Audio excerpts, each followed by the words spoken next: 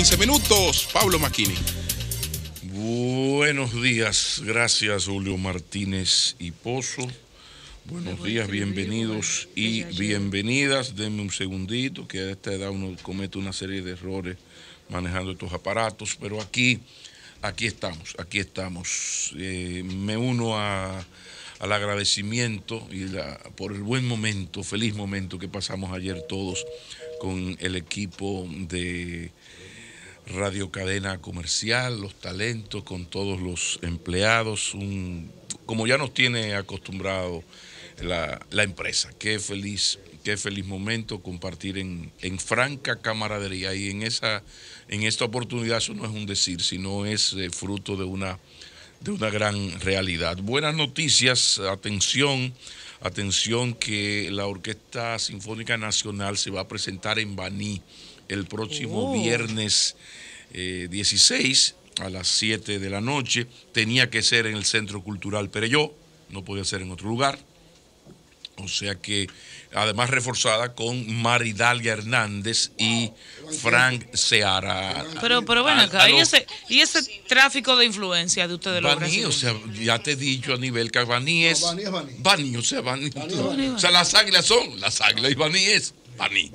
Entonces, bueno, atención, porque usted escucha esto de Orquesta Sinfónica Nacional y cualquiera piensa que ahí va a ser la música clásica tradicional, que a veces la gente le tiene cierto prejuicio. No, ahí va bajo la batuta de José Antonio Molina, pues hay un repertorio de música clásica, pero mucho de lo nuestro. Mucho de lo nuestro. Reforzado, insisto, con Maridalia Hernández y Fran Seara. Así que a los amigos de Baní, Azua, San Cristóbal, eso va a ser gratis este viernes en el Centro Cultural Perelló.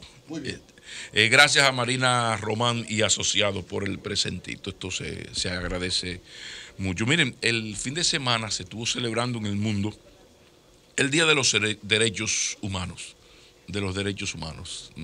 Mucho Twitter, muchas redes sociales, muchos homenajes, pero fue un día especial para que en Madrid se recordara el asesinato, el primer crimen xenófobo que ocurrió en España. Fue en noviembre de 1992 contra una dominicana que se llamaba Lucrecia Pérez. Yo en esa época estaba allá y viví toda la conmoción que significó este asesinato. ¿Cuál es la diferencia? Que todo el que participó en este horrendo crimen fue condenado.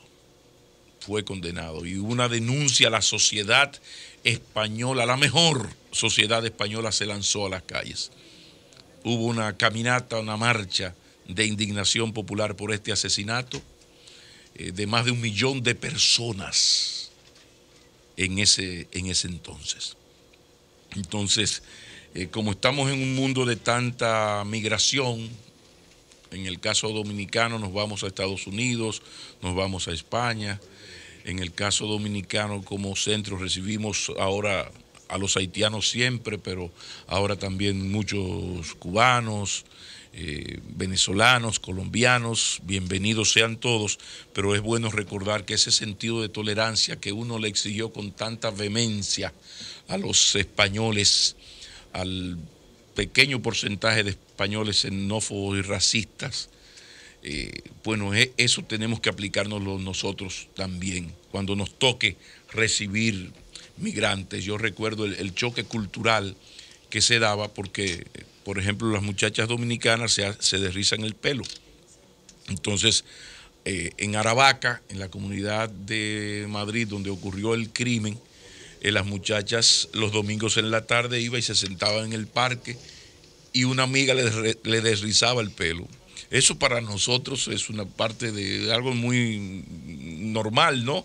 Que en el frente de la casa la señora, eso para los españoles era un choque cultural, eso y muchas cosas. Entonces ahí entra lo que es la política de integración, pero sobre todo de la tolerancia al otro y darse el tiempo y la oportunidad de conocer a ese otro inmigrante, porque si estamos en un mundo globalizado, no solamente son los capitales los que van a emigrar. El que se creyó que la globalización era solo económica se equivocó, y por eso el mundo anda como antes. Rápidamente yo solo quiero recordar quizás el texto artístico, la composición más emblemática de homenaje a Lucrecia Pérez, de todo lo que se escribió, todos los artículos, canciones, poemas que se le escribieron a Lucrecia Pérez.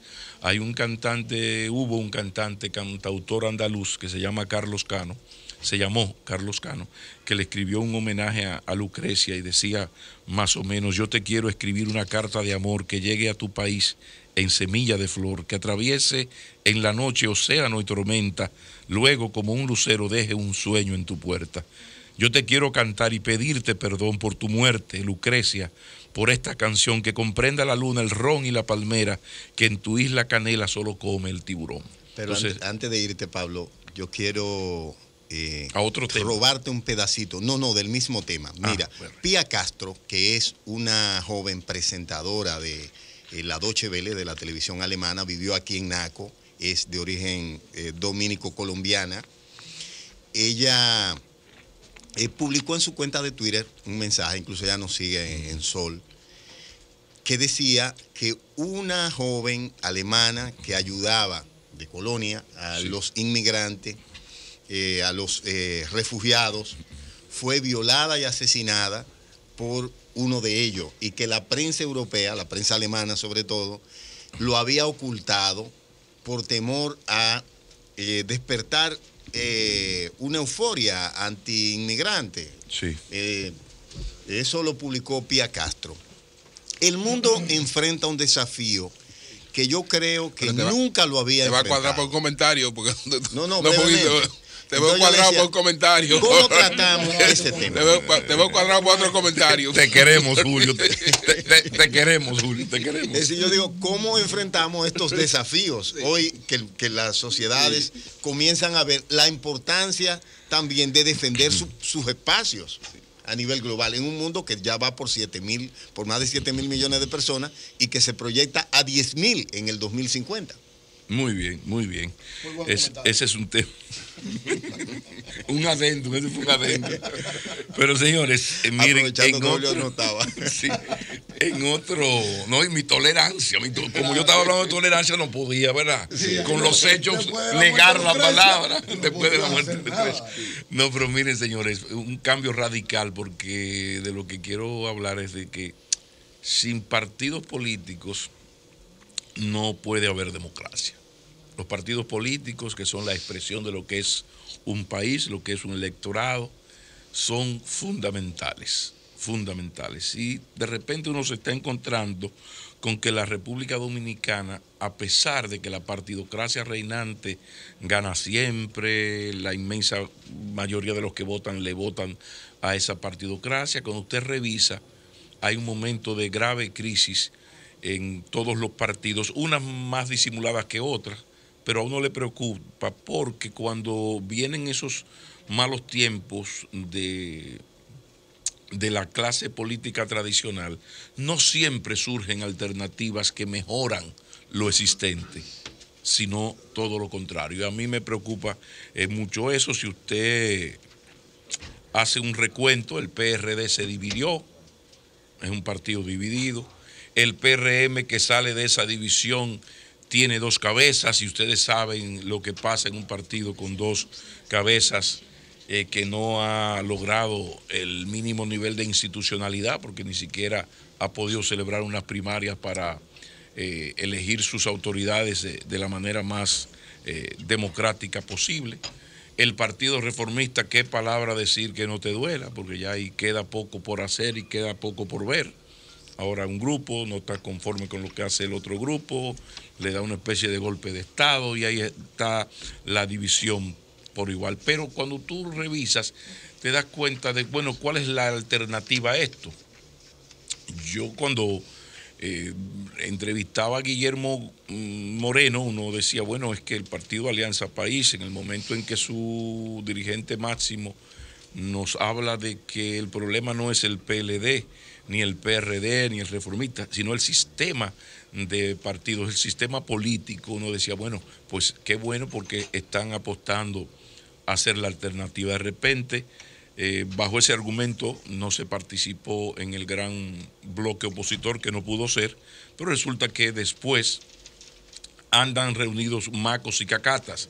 En la medida en que se reúnen macos y cacatas en términos políticos, resulta que se está matando lo que es la alternativa, porque si la alternativa al sistema político tradicional iba a ser Guillermo Moreno, uno lo que esperaba es que Guillermo Moreno en la práctica, en sus hechos y en sus compañías, llevara esto a las últimas consecuencias. Es verdad, es decir, si yo en un proceso electoral no me alío al PRM por lo que significa dentro del sistema de partidos el PRM y al PLD mucho menos, decía Moreno, pues bueno, pues ¿qué haces tú después de que con esos argumentos no fuiste al proceso electoral, siendo parte de un bloque compartiendo con la derecha más dura, la Fuerza Nacional Progresista, el partido líder de la oposición conservadora, la más conservadora, que es el Partido Quisqueyano Demócrata Cristiano, lo que era el PQD,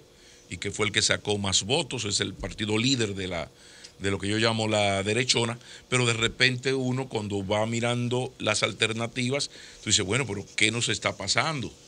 ¿Qué nos está pasando? Bueno, alternativas, en un extremo estaría Fenatrano. Juan Uvieres es un dirigente político, también sindical, que podría ser una alternativa a una gran crisis política. Es una persona que ha hecho su trabajo. Fenatrado por igual, incluso en el mal momento por el que está trabajando Fenatrado, porque esta vez el pleito de Fenatrado ha sido con el CONET públicamente, que se ha constituido en una especie de partido policlasista y está logrando en los tribunales lo que debería ser todo el afectado por un grupo, que es echar su pleito. Entonces de repente vemos que el CONEP y Fenatrado son las tres, o más bien dos, porque Fenatrano están en sintonía, las dos alternativas que tendría la vida política dominicana ante en el momento en que esa partidocracia reinante comience a fallar. Ya mencioné la mayoría de los partidos del sistema, me faltó el PLD, pero bueno, el PLD, si usted tiene alguna sospecha de su división y de sus resquemores, pues observe a Leonel por un lado y a Danilo Medina por el otro, y si le falta algo, lea las declaraciones y el artículo de hoy de Franklin Almeida. Claro, los partidos en el poder no se dividen, es sumamente difícil porque el poder sirve para aguantar las cosas, sobre todo en el poder sin crisis económicas, pero resulta que ya hay un planteamiento de reformular el presupuesto, que el mensaje que manda es que, señores, como hemos advertido tantas veces aquí, estamos tocando el fondo, tenemos que tomar medidas, y ahí viene un aumento del déficit fiscal en 0.3%. Es decir, que el PLD tiene su problema, claro, es un problema que mientras esté en el poder y no haya crisis económica, no va a estallar. Ahora, los momentos malos en términos de la economía dame un segundito, Mauricio, pueden llegar en cualquier momento. Entonces viene la reflexión hacia dónde vamos, cuál es la alternativa. El IDEN del CONEP, yo lo veo viable.